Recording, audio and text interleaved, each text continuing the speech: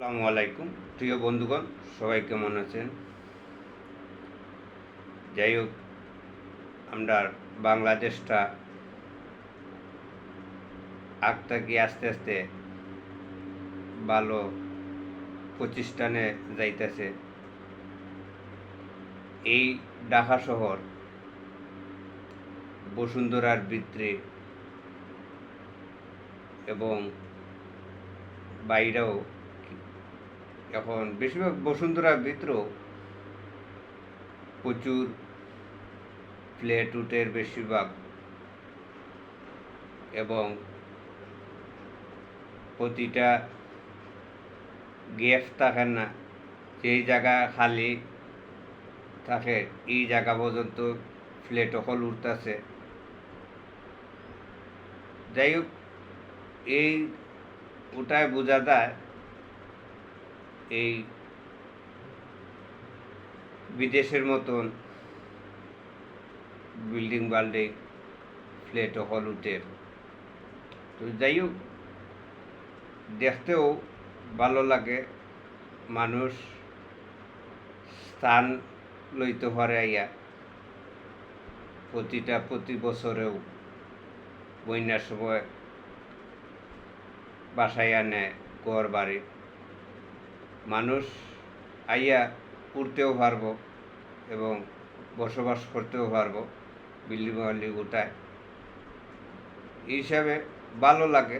আপনার আর ভালো লাগে কি না লাগে জানতাম না, কিন্তু আপনারা দেখেন সবাই। আর না বারইলে আর না চলাফেরা করলে বোঝা যায় না দেশের পরিস্থিতি কীভাবে কীরকম হইতেছে, কীভাবে চলতেছে। বারইলে বোঝা যায়।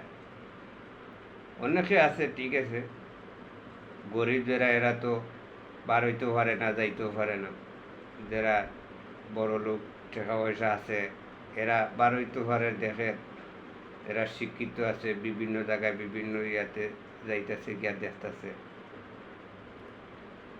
এরাও তো বুঝতে পারবে এই বাংলাদেশটা কীরকম আস্তে আস্তে আগাইছে। তো যাই হোক, আগাইলে হইতো না, বাংলাদেশ তো শান্তিতে থাকতে হইব, শান্তি হইতে হইব, বাংলাদেশের মানুষ তো শান্তি হইতে হইব। গরিবুরা বিশেষ হইলে কি, গরিবুরাও তো শান্তিতে থাকতে হইব। গরিবুরা তো চারটা ভাত ঠিকমতো খাইতেও পারতো, ওইটা হইলে কি বড় জিনিস। অনেকে তো দিতে পারতো না, প্রতিদিন প্রতি মাসে তো দিতে পারতো না। এই হিসাবে বাংলাদেশে গরিবুরা কর্ম করিয়া খাইতে যেতে পারে, এই হিসাবে মানে ব্যবস্থা হোক এই বাংলাদেশের মাঝে। তো যাই হোক, সবাই সুস্থ থাকবেন, ভালো থাকবেন।